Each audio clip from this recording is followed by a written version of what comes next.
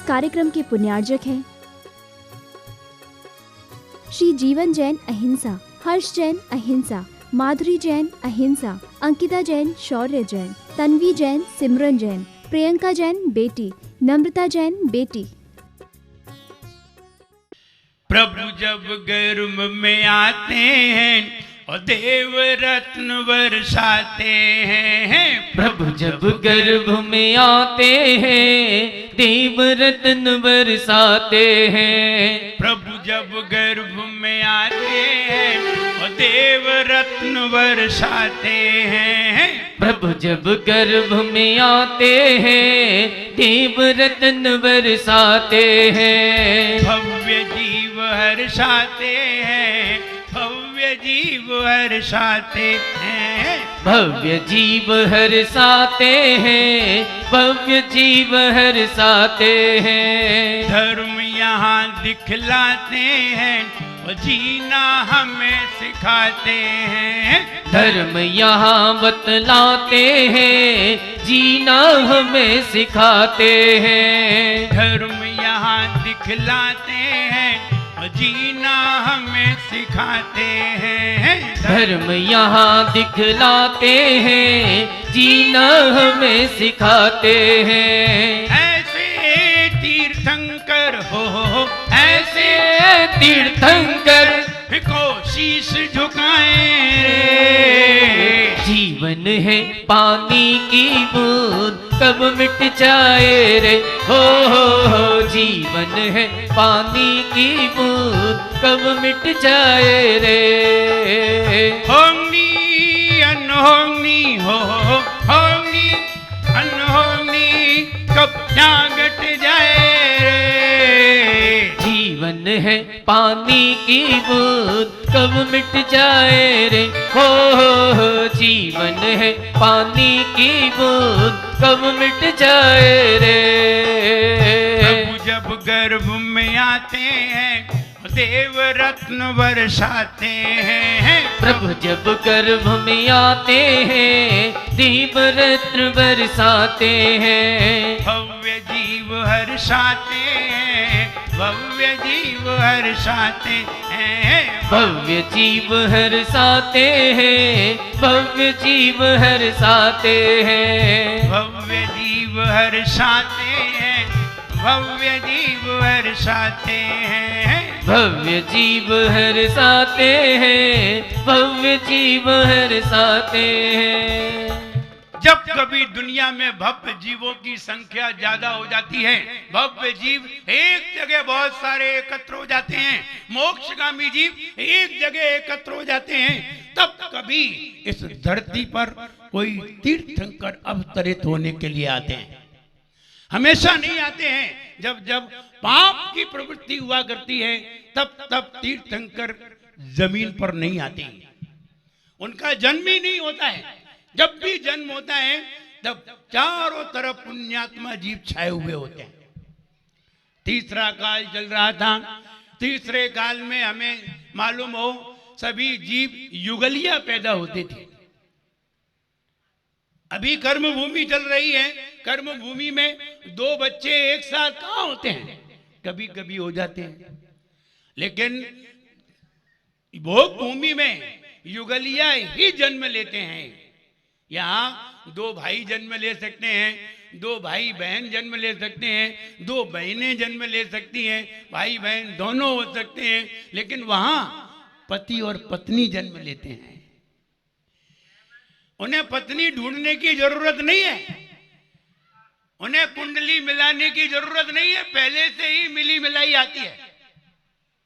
और पति पत्नी दोनों एक ही घर में जन्म लेते हैं। दूसरे घर में जन्म नहीं लेते। आप कहेंगे वो भाई बहन नहीं हो जाएंगे, नहीं, भोग भूमि में भाई बहन नहीं होते। भोग भूमि में भाई बहन होते ही नहीं है। भोग भूमि में पति पत्नी ही होते हैं और कोई नहीं होते। आप कहेंगे उनके संतान होती है, फिर पति पत्नी ही होते हैं। जो पति पत्नी हुए थे और पति पत्नी ही होंगे।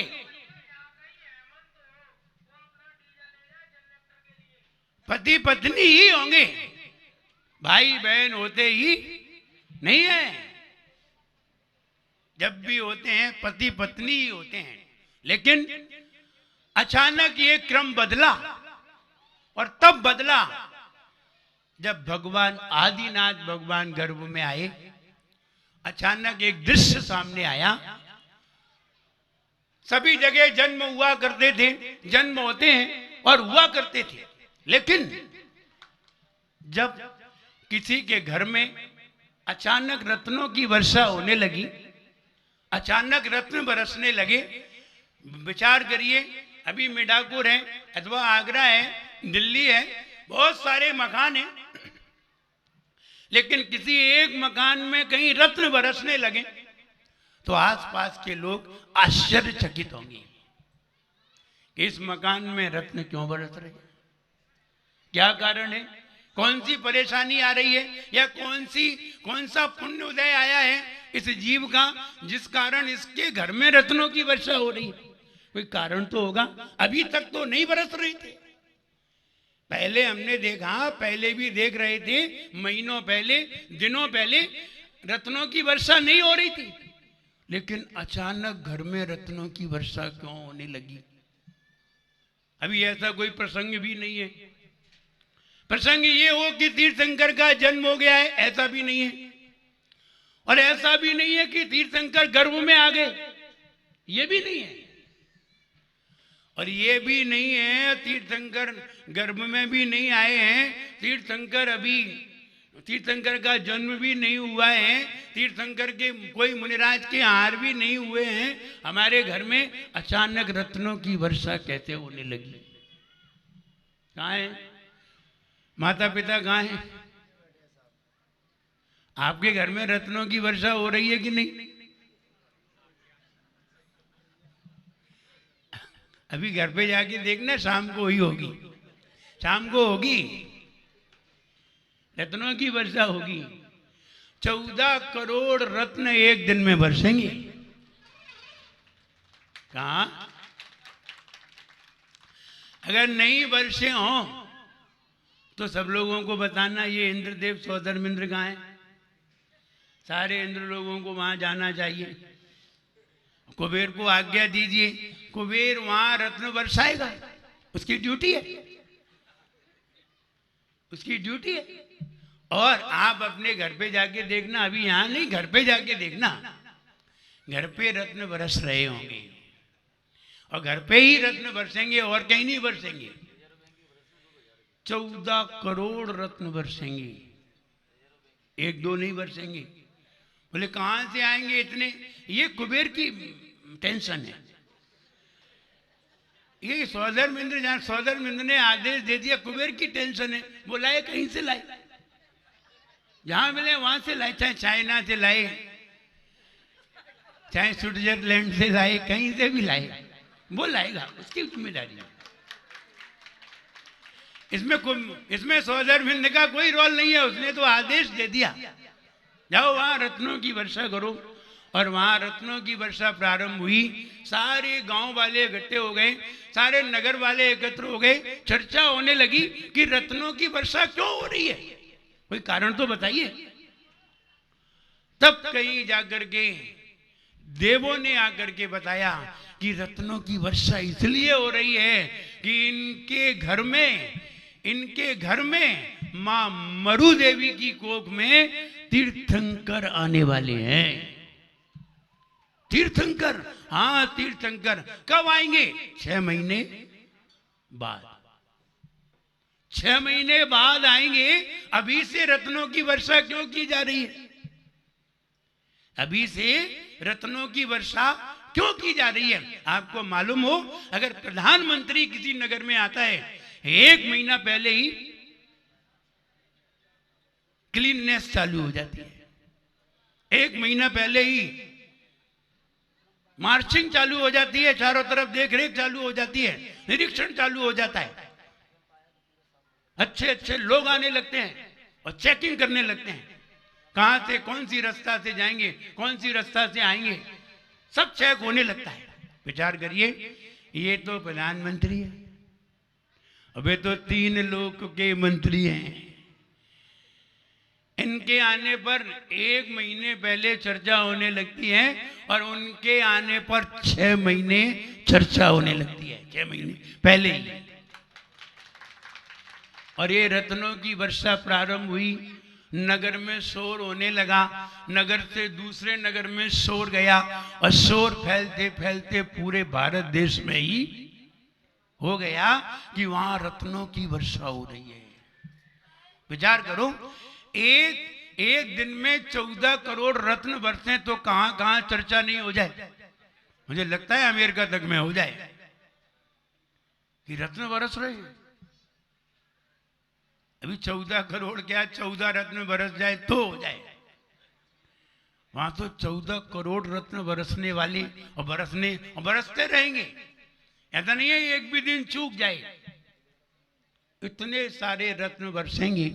तो इतने सारे रत्न बरसने लगे, चर्चा होने लगी और चर्चा होते होते जब ये बात आई कि तीर्थंकर गर्भ में आने वाले हैं, मां खुशी के मारे फूली न समाई और मेरे यहां तीर्थंकर आने वाले हैं, आश्चर्यचकित होने लगी।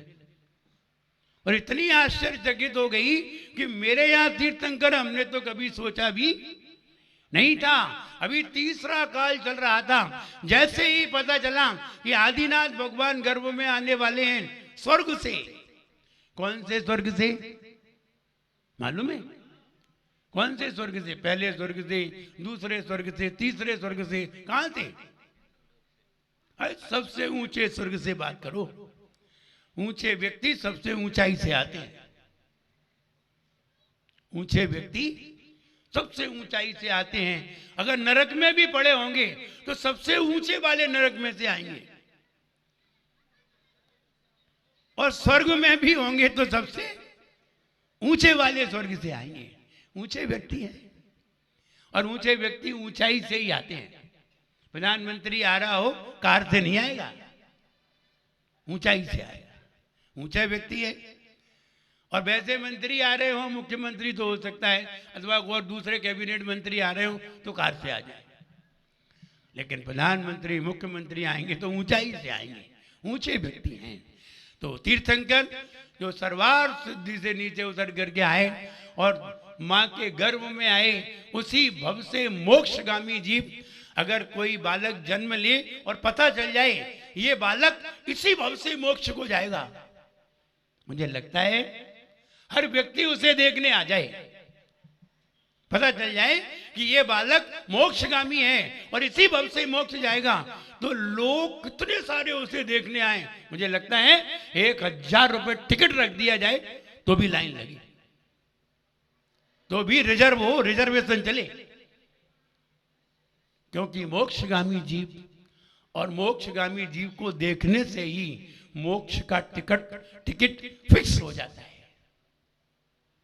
ये बात आपको नहीं मालूम हो, मोक्षगामी जीव कोई तीर्थंकर धरती पे जन्म ले लें, आप कभी इन खुली आंखों से उन्हें देख लें, बस आप कुछ ना करें, ना उनके पांव छुएं, ना उनके हाथ जोड़ें, कुछ ना करें, सिर्फ देख लें।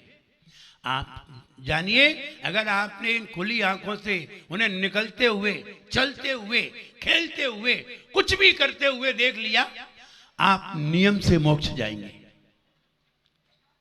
क्या देखने का फल? सिर्फ देखने का फल है। अभी तो उनकी पूजन नहीं की है, उनकी वंदना नहीं की है, उनको नमस्कार नहीं किया है, सिर्फ देखा है।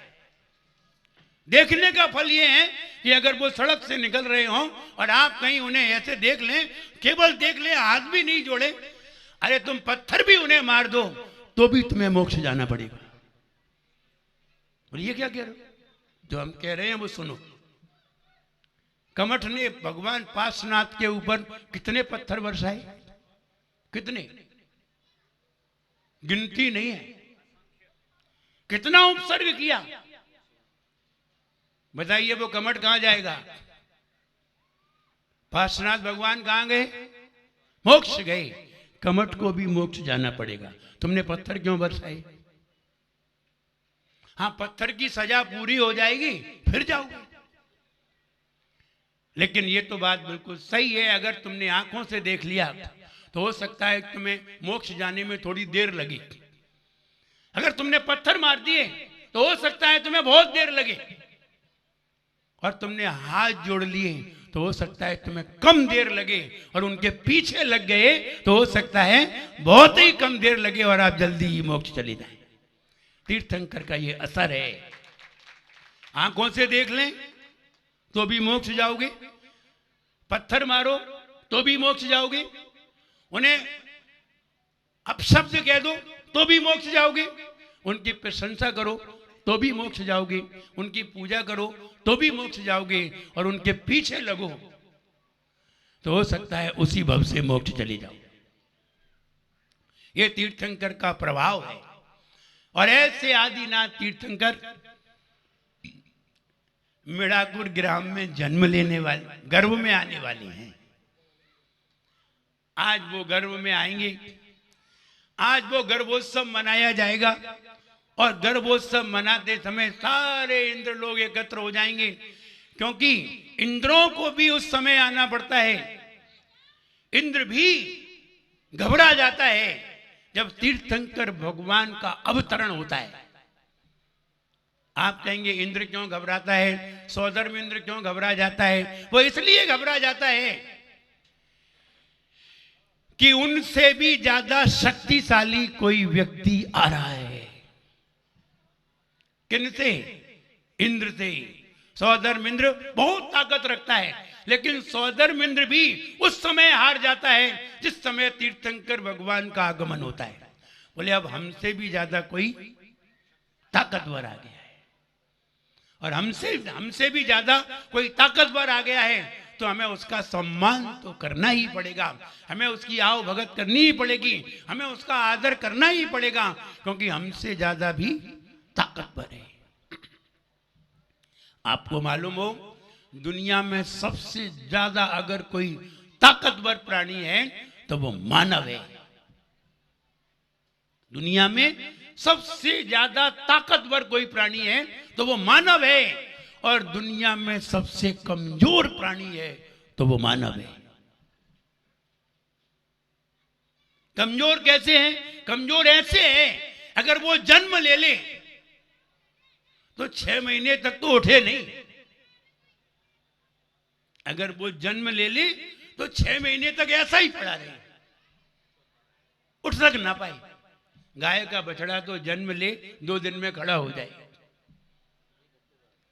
बिल्ली का बच्चा जन्म ले 1 दिन में खड़ा हो जाए, शेर का बच्चा जन्म ले 1 दिन में चलने लगे।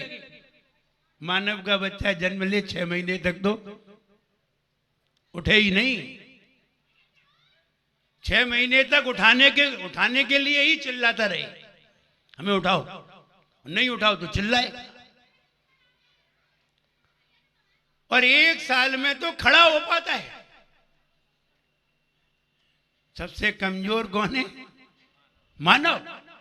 और सबसे ज्यादा दुनिया में ताकतवर है तो मानव।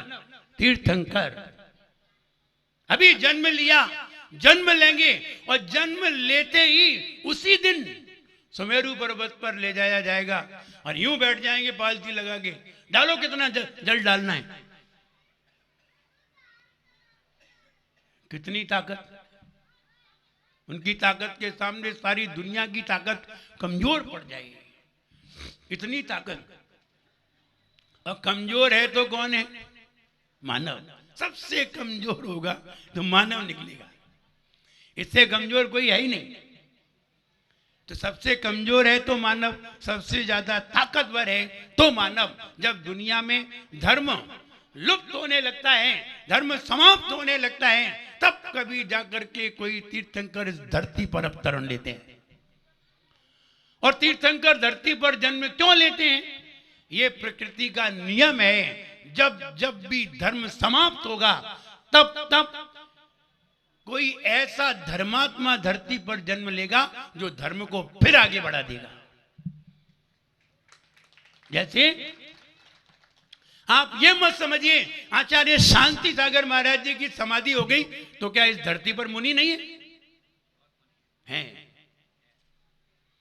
आचार्य विमल सागर महाराज जी की समाधि हो गई तो क्या मुनि नहीं है, हैं?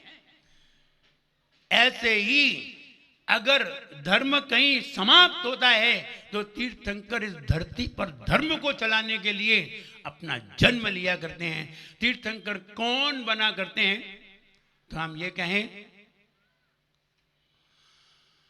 लाखों करोड़ व्यक्तियों के जन्म लेने के बाद कोई एक पुण्यात्मा ऐसा जन्म लेता है जो तीर्थंकर बनता है।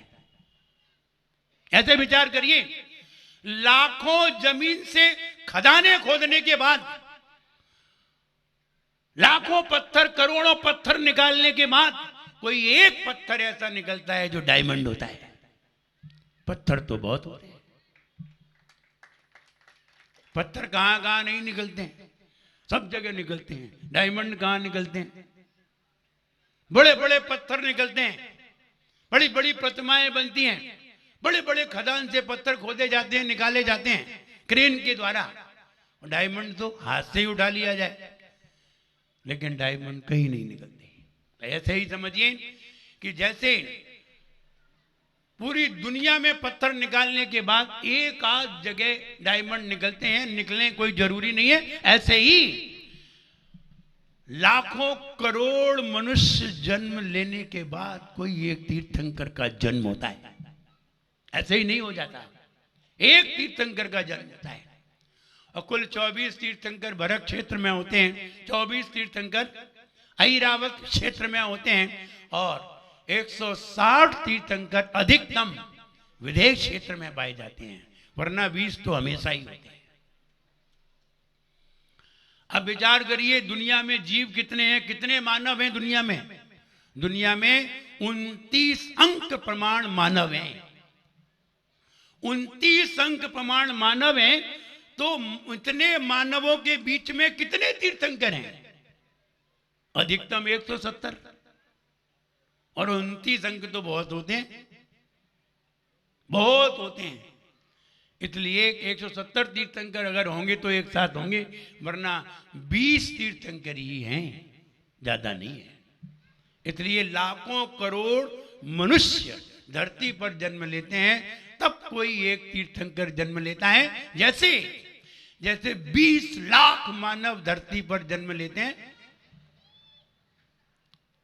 20 लाख मानव धरती पर जन्म लेते हैं, तब कोई एक मानव ऐसा होता है जो मुनि बनता है। 20 लाख मानव धरती पर जन्म लेते हैं, तब कोई एक ऐसा मानव उत्पन्न होता है जो मुनि बनता है, और मुनि बन करके अपने जीवन को संयमित बना करके समाधि तक ले जाता है। 20 लाख में एक, ऐसा नहीं है आप कहेंगे 20 लाख में एक एक जगह ऐसी होती है जहां 10-10 मुनि हैं, लेकिन ऐसी भी जगह होती हैं जहां कोई भी मुनि नहीं है। ऐसी भी तो होती है, उनको भी तो जोड़िए। जैसे दिल्ली है, दिल्ली की जनसंख्या कितनी है? लगभग 1.25 करोड़। 1.25 करोड़ में आप ये बताइए दिल्ली से कितने मुनि हैं? 1.25 करोड़ में से कितने मुनि हैं? तो आगे ना के बराबर है। 1.25 करोड़ में से 10 निकल आए, यही बहुत हैं। तो ऐसे भी है जहां से नहीं है, और ऐसे भी है जहां से कहीं है। ऐसा भी हो सकता है। तो हम ये कहने जा रहे हैं कि भगवान अभी आज गर्भ में आए, और आज गर्भ में आएंगे, और आज गर्भ में आने पर 6 माह पहले ही रत्नों की वर्षा प्रारंभ हो गई। वो रत्नों की वर्षा देख देख करके माता पिता के खुशी का ठिकाना ना रहा। मरु देवी खुशी के मारे झूमने लगी, नाभि राय खुश हो गए, और सबको ये बात पता चल गई अब इनके यहाँ तीर्थंकर जन्म लेने वाले हैं। विचार करिए, आपको पता चल जाए मेरे यहाँ कोई बालक जन्म लेगा, वो व्यक्ति संयमी बन करके धर्म को बहुत ऊंचाई तक ले जाएगा, आपकी खुशी का ठिकाना ना रहे, आपकी खुशी का ठिकाना ना रहे। अभी महाराज बता रहे थे, गर्भपात के बारे में समझा रहे थे और कह रहे थे कि गर्भपात करने से क्या क्या हानि है जान लीजिए। जो व्यक्ति जिस घर में गर्भपात होता है उस घर में कई रोग उत्पन्न होने लगते हैं। जिस घर में गर्भपात होता है संतानहीन होते हैं, वे आगे भविष्य में भी संतानहीन होते हैं, कुलहीन हो जाते हैं लोग। तभी महाराज बहुत सारी बातें समझा रहे थे। तो हम तो ये कहें, गर्भपात करने वाले के यहाँ काल सर्प योग जरूर होते हैं। ऐसे योग बन जाते हैं कि उनके जीवन में, पूरे जीवन में सुख शांति कभी भी नहीं हो पाती। ऐसे भी कई लोग हैं। इसलिए इन कार्यों से बचना चाहिए। हो सकता है गर्भ में आने पर न जाने कौन सा जीव है, क्या मालूम वो मुनि हो, क्या मालूम वो आरिका हो, क्या मालूम वो संयमी बन करके अपने जीवन का कल्याण करे, कुछ नहीं कहा जा सकता। इसलिए हम किसी के भविष्य से खिलवाड़ क्यों करें, हम अपने जीवन को संभालें और जीवन को संभाल के हम इन चीजों से बचें। और इन चीजों से बचेंगे तो निश्चित है हमें किसी तरह की परेशानियों का सामना नहीं करना पड़ेगा। वरना कितनी परेशानियां व्यक्ति के जीवन में, व्यक्ति स्वयं समझदार बने और समझदारी से कार्य करे। निश्चित मानिए, तीर्थंकर जब गर्भ में आए हों और उन्हीं के मन में ऐसा आ जाए, लेकिन उन्हीं के मन में ऐसा आ नहीं सकता है। क्यों नहीं आ सकता है? अरे जो अभी आया नहीं है तब उसके घर में रत्न बरस रहे हैं, आएगा तब क्या होगा? अभी तो गर्भ में भी नहीं आया है, आए तो पूर्व गर्भ की प्रक्रिया है। अभी तो गर्भ में आया ही नहीं है, अभी तो गर्भ का समाचार मिला है, तब उसके घर में रत्न बरस रहे हैं। और जब गर्भ में आ जाएगा तब क्या स्थिति बनेगी, कितने आनंद की स्थिति बनेगी। मुझे याद आता है एक जब चिंतन किया तब ये बात पाई। कई लोग ये वाली बात करते हैं कि महाराज पहले अपन 1 करोड़ थे, अब कम हो गए। ऐसी चर्चा करते हैं कि पहले जैनी कितने थे, लगभग 1.25 करोड़ थे, अब कितने हैं? अब 45 लाख हैं। पहले कितने थे? 1.25 करोड़। 45 लाख क्यों हुए? देखिए आंकड़े देखिए, और 100 साल के बाद जैन समाज का रिजल्ट देखिए। 125 साल के बाद जैन समाज का 150 साल के बाद रिजल्ट देखिए। हम सभी लोग बड़े हुए हैं। हम सभी लोग जब अपने घर में रहा करते थे, आज से लगभग 30-40 साल पहले की बात करें तो लगभग 25-30 साल पहले की बात करें तो व्यक्ति के घर में 4-6 बच्चे हुआ करते थे। जो लोग लगभग 50 साल के हैं उन लोगों को इसका अनुभव होगा। जो 50 साल के हैं अभी वर्तमान में, 40-50 साल के हैं, उनको अनुभव होगा कि हमारे घर में भाई बहन कितने होते थे। 5-6 तो कम से कम रहते ही थे।